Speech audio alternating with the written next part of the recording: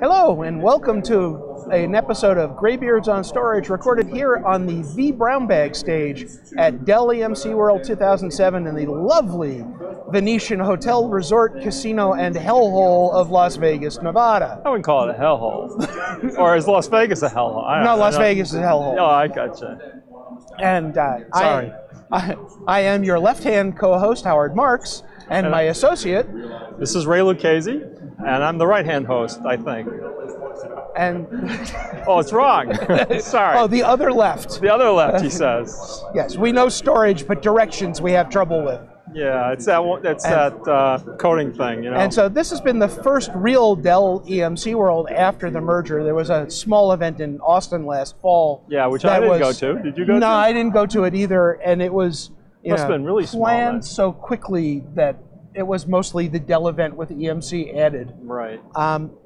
I, for one, am impressed with how effectively they're making the public face of the merger look. Yeah, it looks very good. I mean, and Michael Dell talked at length early on in the first keynote about how things are coming together and how they're sort of partitioning the various market segments and that sort of stuff, which I found pretty interesting.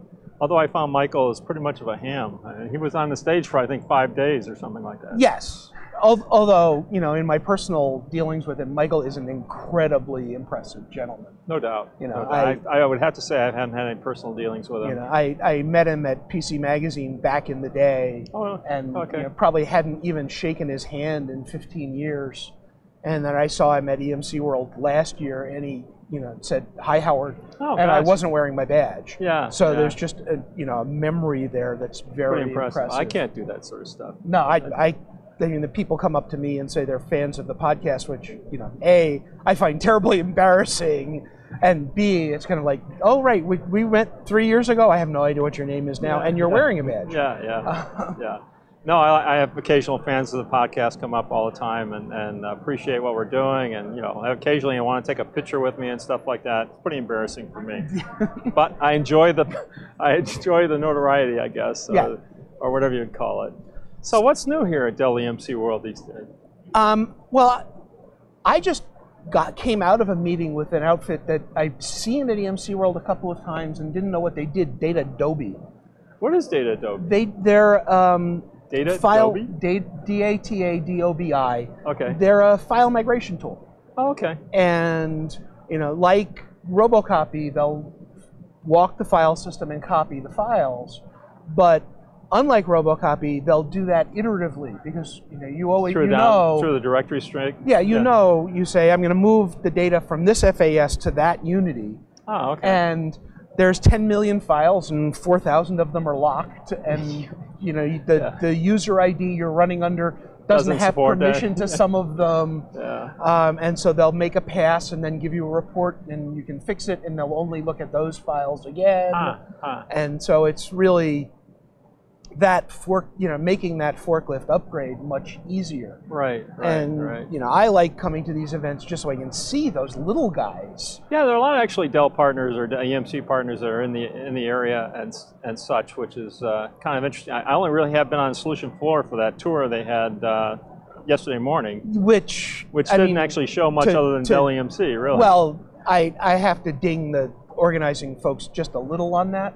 The idea of serving the press and analyst and influencer group breakfast on the show floor, but not telling anyone but Dell employees that they should be in their booths to talk to us, I think was a mistake. Yeah. It would be much more effective if everybody was there. If everybody was there. Yeah, I imagine if I'm not sure we'd have enough time to do everything that we'd want to. No, although you and I kind of just randomly go through the process of the show floor versus the tour, which was a different option. Yeah, and speaking of the solutions exchange or the show floor, there seem to be less third parties than I've been used to from EMC World in the past. Now, that part of that's an organizational thing.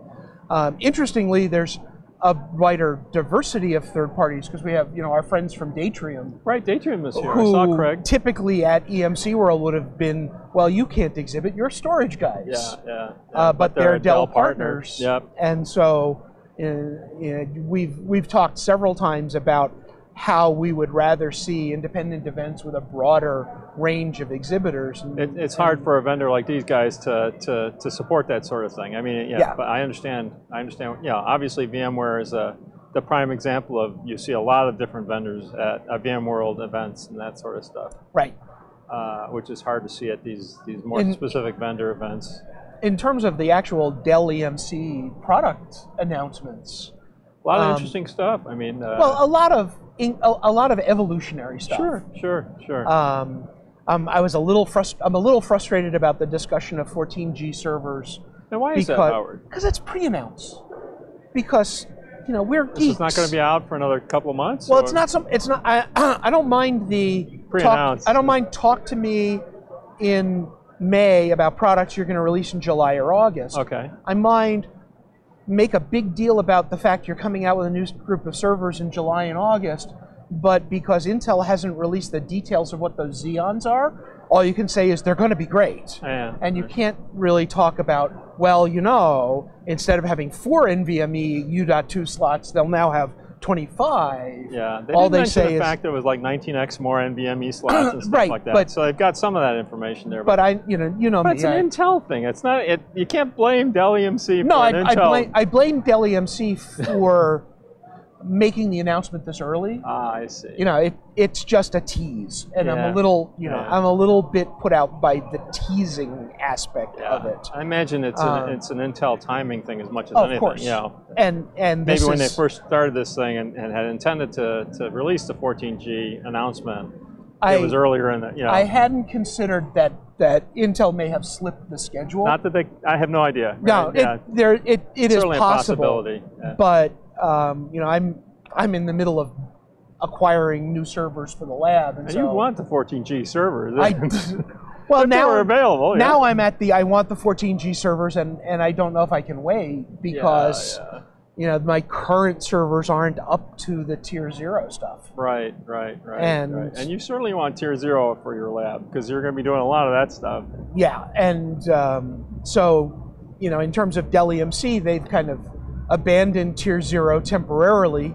For the moment, until it gets a little bit more mature. DSSD was kind of the classic example of what happens if you start early, and the only way to solve the problem that early is hardware, but hardware takes so long that a software solution beats you or comes to market at the same time cheaper. I'm a hardware guy, I like the hardware engineering side of things, and I thought DSSD was an interesting product, but it had a lot of hardware, and I think the challenge there is you've got, like you say, there's a certain road race here between the software-only solution and a hardware solution, and if you're going to play the hardware game, you've got to continue to keep beyond that software-only solution. You have a hardware-based solution has to have a substantial advantage. Oh yeah, 10x plus, right? And when the one thing they did tell us about the 14G servers that I'm really excited about is NVDIMM support, because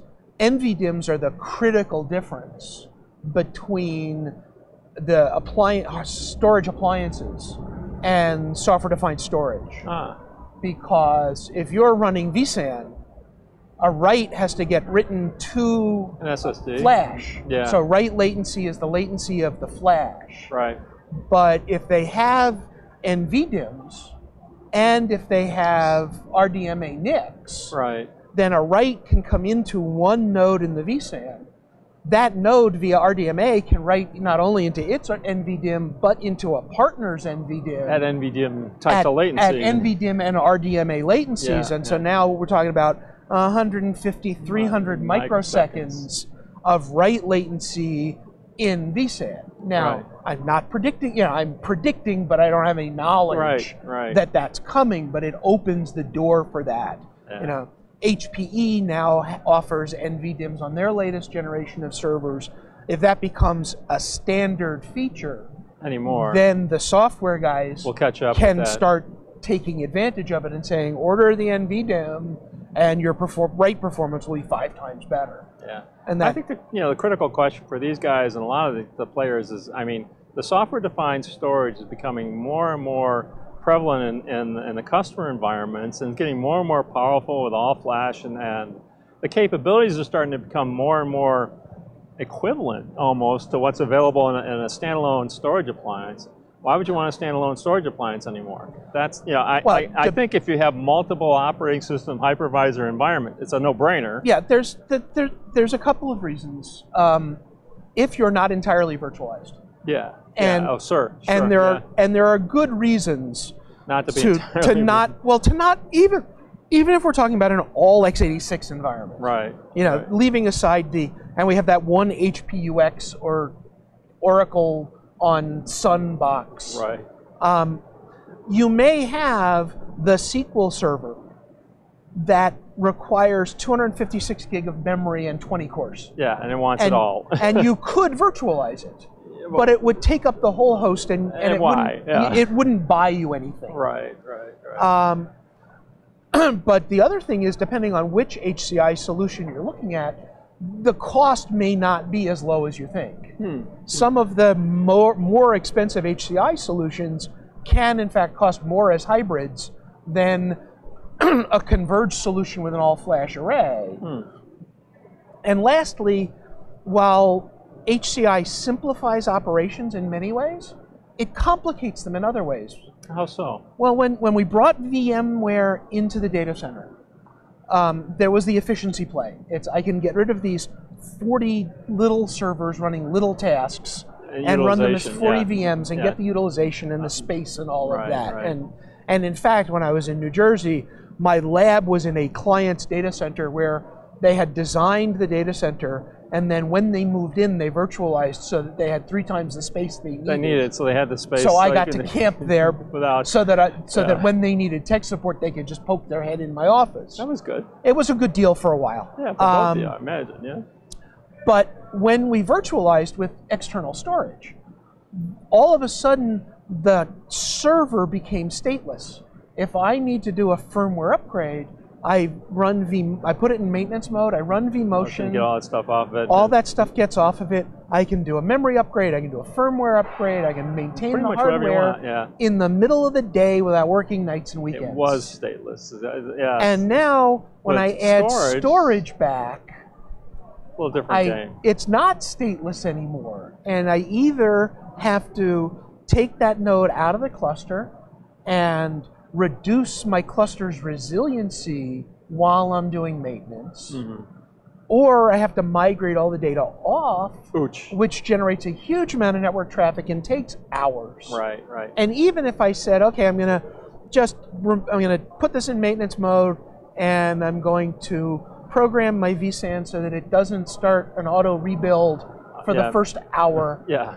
When that node comes back, there's a burst of network and I/O and to get it up to storage traffic to bring it up to date. But you can add storage to something like vSAN without having to take the node out. I mean, it depends on what you have to do, right? It depends what you have to do. If you have memory is a different game. Yeah, if you have to add memory, if you have to add a PCIe card, you know, the slots in servers today are hot swap PCIe in general. But I don't know anyone who has the nerve to actually do that. Frequently, you have to pull the riser out, so it's just like not easily. It's technically hot swap, but nobody hot swaps it. Right. I was talking to the Unity guys out there, and they were able to. I mean, they effectively the same controller cabinet, and packaging goes across their whole line, and you can actually just hot swap the control units. Right. Well, I mean, much like the pure flash array. Right. That they built a cabinet that takes 2 x86 servers in canisters. Yes. Yes. And that can That's what they have. Yeah. And that can be 6-node x86 servers for the low end and 22-core x86 servers for the high end. With more memory and all that stuff. And that means that you can update live. Yeah. You tell it to fail everything over to controller A, pull controller B out, put the new bigger one in, fail everything back. And this ties into the changes that we're seeing in the pricing and upgrade model, where it used to be if you bought a CX300 and you outgrew it and you needed a CX500. You had to buy a whole new Clarion. Right. You might be able to move the shelves over. If you're, But you also had to rebuy all the options. Right. Snapshots cost money, and replication cost money, and your old system's gone. Your new system needs them all. Yeah. And it really was a forklift upgrade. And if we look at what's going on in the market in general, we're seeing, oh, well, you can upgrade those controllers and just pay the difference in cost from some vendors. Right. And I mean, actually, the most interesting thing Dell EMC announced, to my point of view, is a new consumption model. The CloudFlex model, yeah. Where you can buy a VX rack and pay by the month with a 12-month commitment, right. which is not the full list price over those 12 months. Yeah. And then the price goes down for the next 12 months. But if in month 14 the project you bought it for is over, you can just return it and stop paying. So it's not quite an elastic cloud consumption model, but it's not the forklift upgrade and rebuy all of the options and again model that we had 10 years ago. Yeah. So, you know, and that I think is really the advantage that Dell EMC and HPE, and to a lesser extent IBM, can all support those sorts of things, yeah. Because that's financial engineering. Right? These big financially stable companies can borrow money at, say, prime -1. Yeah. And they can build into this. Unlike us, which is prime +7 or something like that. Well, or if you're a startup, you really can't borrow money at all. Yeah. And you have your capital, and you have to pay sales guys with capital. Right. So you have to really be persona. With and so the big guys can do this financial engineering, borrow money really cheap, build an imputed interest rate into the financing of getting the system. Right. That's, we went from prime -1 to prime +1, but of course we all know there's a little bit less discount flexibility if you're using the special financing. Yeah. And so they'll make their money back off of that on the finance, that having the finance side makes them more flexible. Yeah. Much as I love the new tech from startups, becomes a really good reason to play, to play with the billion-dollar boys. Right. Oh, the other thing, I was talking to a customer today. I mean, there's an advantage with the big guys. I mean, because they've got effectively a sunk install base. So this customer was looking at a new startup, which would have been like maybe a $250,000 play, but their old equipment is $4 or $5 million. So their support leverage is significantly different too. Right. Yeah. So that's interesting. So the VMAX stuff, they came out with, they refreshed the VMAX, they refreshed practically everything. Did they refresh data domain?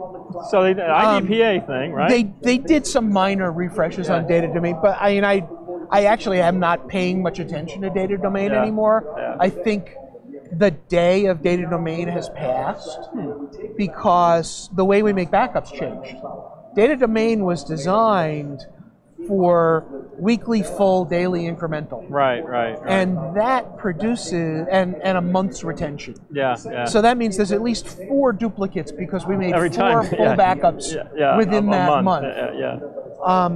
But the whole weekly, full, daily incremental process was based around tape. Right. That if you had a full monthly full, if you ever had to do a full restore, you had to find 31 tapes and mount them, and that was more work than anybody was willing to do. So you had the full and a couple of daily backups, and that was it. Yeah. And now we're backing up to disk. Right. And because we're backing up to disk for a long time, though. No, but the backup for the first 5 years of backing up to disk, it was really tape. It was virtually tape. It created a file that emulated a tape. Yeah. Even if we're not talking about virtual tape libraries. I know. But today, every backup application does incremental forever. If you're backing up vSphere, and a lot of the data we're backing up comes from vSphere, the incrementals are change block tracking incrementals, so even better, not whole file incrementals. Right. And so that we're creating 10 duplicates, and we bought a data domain to decreate them as we backed it up. Right. Well, now we're creating 2 duplicates. Maybe, yeah. And so the advantages aren't significant. Of a data domain is roughly 8 to 10 times the cost of an ECS. Mm-hmm. So if I tell my backup software, back up to the object store, it can be a lot cheaper. I could actually save money. That brings the object store into my data center, so my application developers have an object store. You know, I see it as a good foot in the door. Right. And when we start talking about very long retention, it just makes much more sense. Yeah. So what they've done, they've got the DD virtual edition and stuff like that. You can run that in the cloud now if you want. And that makes a lot of sense because the restrictions of public cloud storage and getting around it. I've started thinking that, you know, we talked about storage virtualization in my career at least twice. At least? Oh God, I've been 4 or 5 times storage virtualization. Well, you've been a storage guy longer than I have. You know, I used to be a network guy. Don't tell anybody. All right. But it never got any traction because different environments. If traction was USP, good. VSP. Yeah. And IBM. Right. But you know but that's pretty much it. You know, Falcon Store never really got any traction. You know, EMC had like 3 solutions over the year. None of them got any traction. And much of that's because it was, let me aggregate 5 smart arrays. Right. And in EC2, EBS is dirt stupid. And it might be that the solutions like Falcon Store or like Data Domain as a VM, as an EC2 instance, would have used, make sense in the public cloud because the backends are so stupid. I have to layer on some snapshots and other services. And that's what you think there's a vMax virtual edition in the future? Well, I know there's a VNX, there's a Unity V, that's true. VE. I don't know what the Dell EMC position on using it in production is. Those things used to be demonstrations in labs. Yeah, you have limited terabytes and stuff like that. But I don't think we'll see a vMax virtual, because the secret sauce, the reason you buy a vMax is RAS. Yeah. Right? I don't buy a vMax because I like the way vMaxes do snapshots. I buy a vMax because that thing runs all the time. Yeah. Bulletproof. And because it supports my mainframe. Yeah. So I don't see that feature set running as, it would have to be 8 VMs tightly coupled to provide that level of RAS, and I don't see that happening. Interesting. Curiously, at one level, I think from a software perspective, you could do it. It's just a question of whether you want to put that effort, whether you want to put that effort in, and you're running on EC2 anyways, which can, probably has worse reliability than the vMax. Right. No, and as my friend Laz Vakaridis, who works closely with public cloud guys, says Amazon occasionally likes to shoot things in the head. And your EC2 instance just blows up. And if it was a cloud native app, that's fine. If it wasn't a cloud native app, it reboots. But you don't want storage systems being shot in the head. So I don't see that happening. But talking about that vMax RAS, I was talking to one customer who's buying Nutanix. And of course, this being Dell EMC World, they're buying the Dell XC version. Nutanix, and they're using it for applications that they're taking off the vMax.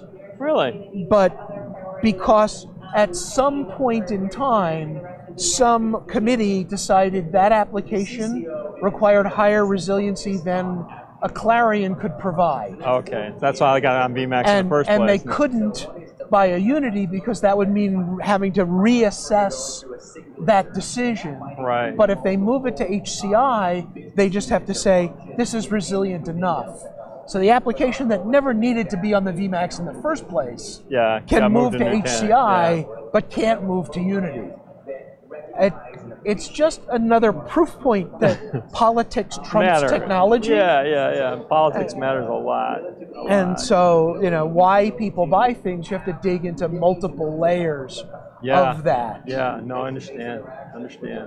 But we got Unity updates, we got Extreme IO updates. Right. I'm very happy about some of the Extreme IO updates. Really? And they're faster, they're better efficiency, they're denser, and they're actually more scale out. than there were before? There were yeah, in the original Extreme IO, which is now X1, a bit of a retronym, you could only have an even number of bricks. You could have 2 bricks, you could have 4 bricks, you could have 6 bricks, you could, or 8 bricks. But you could not have like 3, 5, or 7. And I frequently describe that as a scale-out architecture, but not a scale-out implementation. It was very, some of those, and so they've addressed those things. But the big advantage is, we talked about NVDIMMs. Right. Well, they added NVRAM. Now, in this case, it's a PCIe NVRAM card. Right.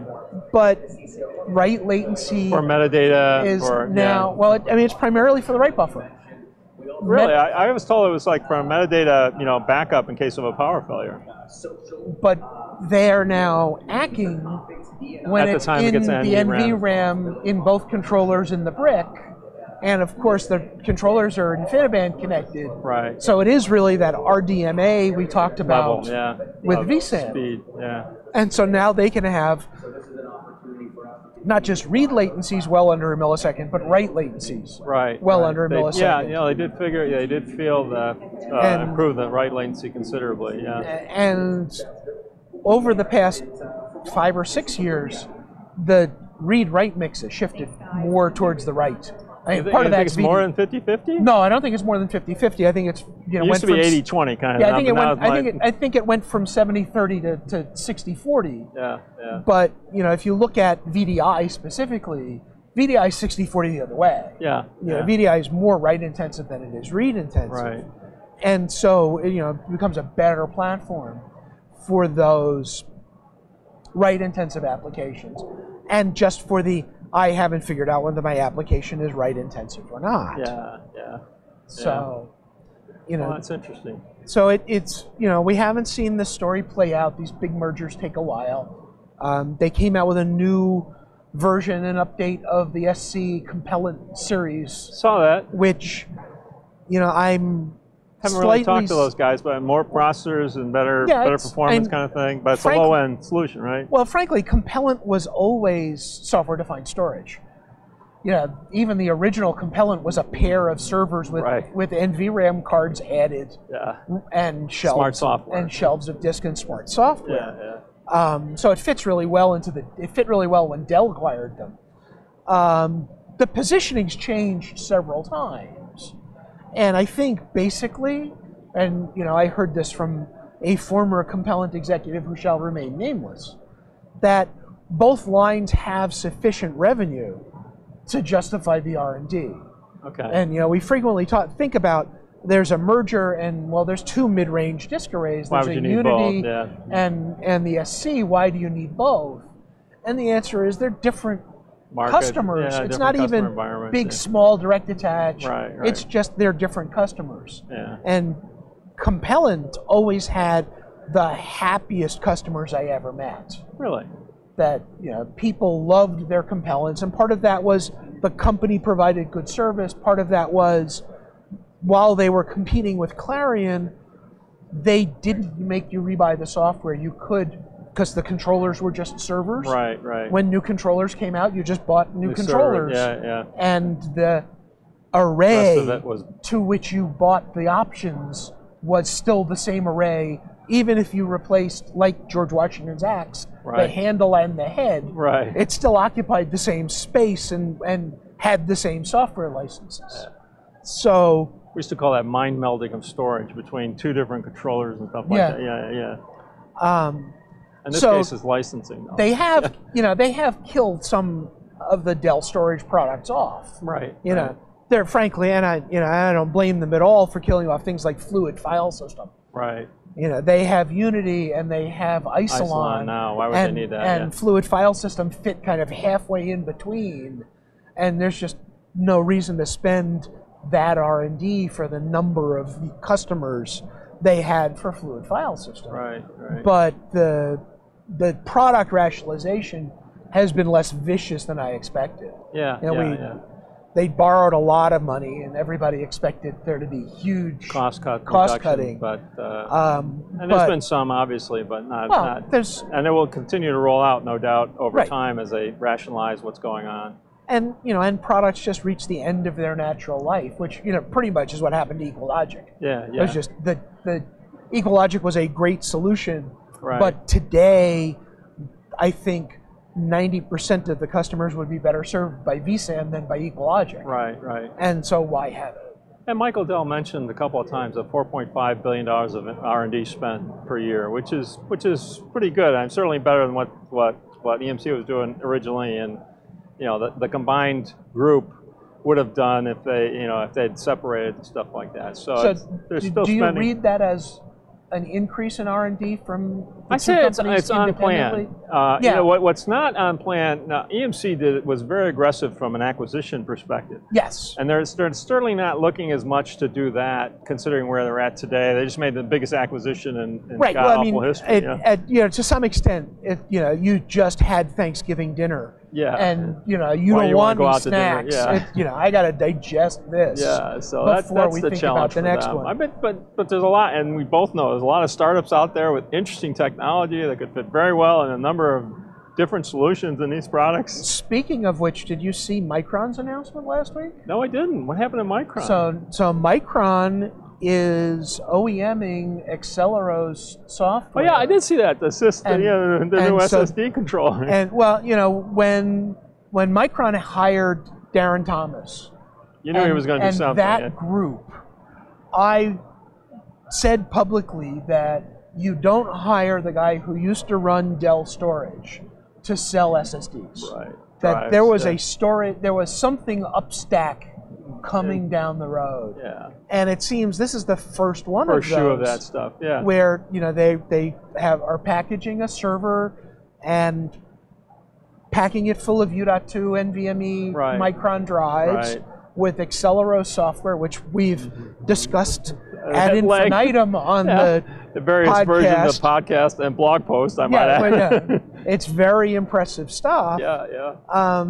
And so now they've got a tier 0 kind of alternative to Western Digital SanDisk's InfiniFlash, which is more a bulk flash solution. Yeah. So great. Kudos to our friends at Accelero for pulling that off. Yeah, it's a great. I think it was a great solution. It looked like they had a very smart team pulling that together. Yeah. And the question is going to be when they add data services and how big an impact that has on performance. Right. Because the first NVMe-based shared array is now out. Yeah.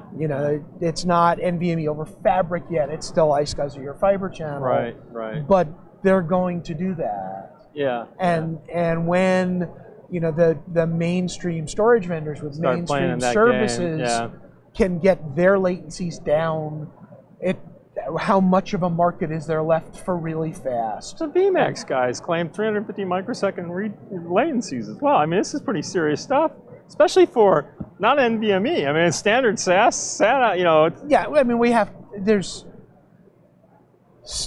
lies, there's damn lies, there's statistics. No. And here, please, and I'm not really, saying they're lying, but I am saying that you can't give me one number. There's 7 numbers I have to see. At least. How deep was the queue? How big was the I/O? How big was the data set? Was it doing anything else? How many channels did it cross? Was that even if there was one I/O operation, 2 of vMax all by itself, and it came back in 350 microseconds, that's friggin' impressive. It's impressive if it's a read out of the RAM cache. It's incredibly impressive if it was a read out of SSD. Off of an SSD. Yes. And I can be impressed or I can be very impressed. Yeah. Okay. And sometimes I would like to know which. Yeah. So I guess they did mention 6.7 million random read hits.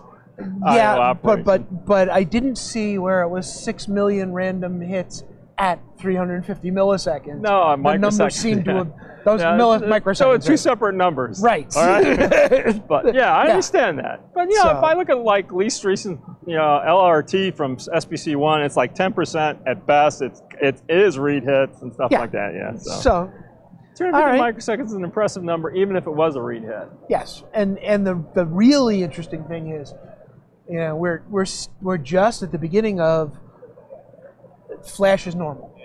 Yeah, God. And that means now application structures can change. I talked to these guys to say, you still sell hybrid? Hybrid? Well, we do, but it's VMAX 3, and it's really there for customers that are making a transition over time, and and sooner or later they'll all be on Flash. Yeah, and Whoa. That's pretty impressive. If it were, I think that the current Flash shortage is going to slow that transition down about a quarter. Yeah. But this time next year, I would expect primary storage at 50,000 an array and up. Leave out the SMB world. Right. Is going to be 85 or 90% all Flash. Yeah. There are good reasons to do hybrids in the SMB world because you have nobody to manage anything and you only have one storage system. Yeah. But if we're talking about people who have data centers and have multiple storage systems and maybe an object store, then 90% of those primary storage systems next year should be all Flash. Yeah. And about this time next year is when I expect the rate Octane guys stuff. Well, no, it's when I expect the rate of the cost of Flash to return to the 30% compound annual decrease rate. Right. That we're in a shortage now, and prices are actually rising, and there are delivery problems. Right. But there are fabs under construction, and the transition from 2D to 3D is occurring across the base. Has been going slower, and yields haven't been as good as they're supposed to be. Right. But the transition from 32 layer to 64 layer seems to be smoother than the transition layer from 2D to 3D. You think Micron will move beyond tier 0? I don't think so. Well, I mean, it's an iffy question. They're obviously a drive OEM for lots of these customers, right? I don't see them moving past all Flash. Oh yeah, and they will never. Yeah, why would they? Yeah. And I think that the market, because of consolidation, has changed so dramatically that fear of competing with your customers isn't what it used to be. And I remember, our friend Steve Sikola, right, designed ICE at Seagate, right, and then Seagate spun it off because they didn't want to Xiotech because they didn't want to compete with their customers. Right. But back then there were 7 hard drive vendors, and if EMC having a disk array annoyed EMC, EMC could go buy out to Fujitsu 5 other guys, or Toshiba or whatever. Or Samsung disk drives. Today, in the disk drive business, there's 2.5 vendors. In the flash business, there's really 4. Yeah. Depending on how you talk about the Western Digital Toshiba joint venture, that's 1 or 2. Right. But the Intel Micron is 1. joint venture is 1. Yeah. SK Hynix is 1. Samsung is the 40% of the market all by themselves. That's about it. And so if you're a Micron, you have to worry less about whether you're going to annoy your customers because they've got fewer places to go. Yeah, at best, I see it being a gradual transition beyond tier 0 if they even decide to go down that route, because it's they want performance, and that says less and less data services, really. Right. Yeah. At our level, yeah. Yeah. Unless there's some magic sauce we haven't figured out yet. And obviously people working, before. people working on that. And I'm sure that we'll see that over time. Gosh. So what about Isilon? So Isilon came out with an all-flash version of their solution, also denser, and they mentioned the fact that it was both compute scalable or storage scalable, independent or together. You could run VMs on Isilon controllers, or I don't think you can run VMs on Isilon controllers, but they did move from what was essentially a server, to much more a 4-server in canisters, kind of solution, solution, which gave them greater flexibility, and they added a great big JBOD because sometimes you just have a lot of data and you don't have a lot of I/O. So and they've improved their small file I/O. Isilon was originally like you know, most of the scale out systems of the HPC era. kind of guys. Well, it was Lots HPC and oil and gas. Yeah. It was, I'm big reads, big writes, not 4K, right. not small files. Not user level. And they're making it, you know, and so today's Isilon is much better for the things you would have used Solera or an FAS for than strictly what it was before. So speaking of Unity, really they increased their file system size from 64 terabytes to 256, I think. And before that it was like 16. So within the last year they've kind of multiplied by a factor of 16, I guess. Yeah. Right?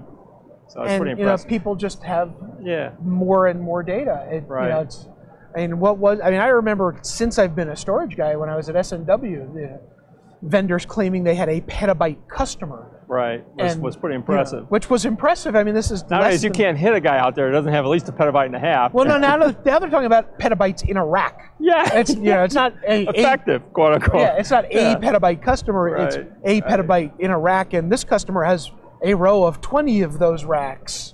So, you know, the quantity of data we're dealing with has just grown immensely. Right. Well, I think we've babbled on pretty much long enough. I think it's good enough. So, and appreciate the time here with the vBrownBag group. And yes. So from here at beautiful Venetian Hotel, Casino, Resort, and Hellhole.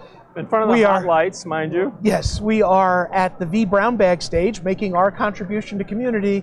Once again, this has been Greybeards on Storage. I'm Howard Marks. Goodbye, Ray. I'm Ray Lucchesi. Goodbye, Howard.